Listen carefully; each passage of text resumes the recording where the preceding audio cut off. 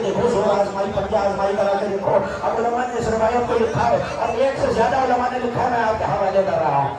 सब का अगर ऐसा ही है और इन्हीं का जोर देखना चाहते हो, आवाज दी ताले एक मोमिन बेदार हो जाए। जब फिक्र जाए हो गए तो पिछला 25 मिनट का साथ में पूरा जश्न जाए हो जाएगा। जाओ ताले अकील जाफर तैयार, एक 10 साल बड़ा, एक 20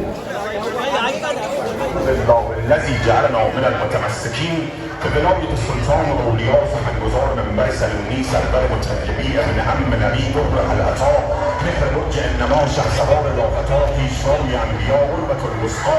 كلمة الحسنى سيد الأوصياء إمام الأسفياء ركن الأولياء عودة الله والعظمى خير المؤمنين إمام المتقين أفضل العابدين أسعد الزاهدين ذكر الموحدين حبل الله المتين عندنا صراط زين فتح الله علم الله من الله سر الله عذر الله روح الله روح الله سيف الله عبد الله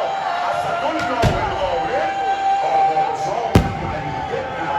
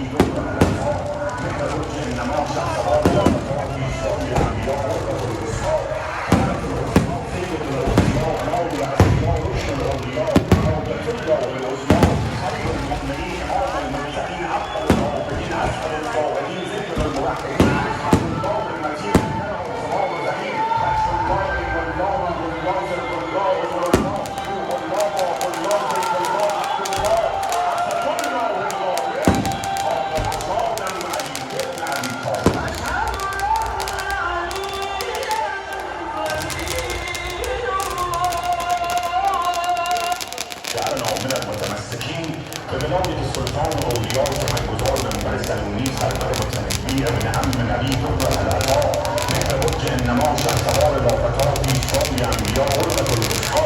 كلمة الحسنى سيد الأوصياء إمام الأسفياء ركن الأولياء عودة الله والعظمى خير المؤمنين إمام المتقين أفضل العابدين أسعد الزاهدين ذكر الموحدين حبل الله المتين عندنا صراط زين فتح الله علم الله والله سر الله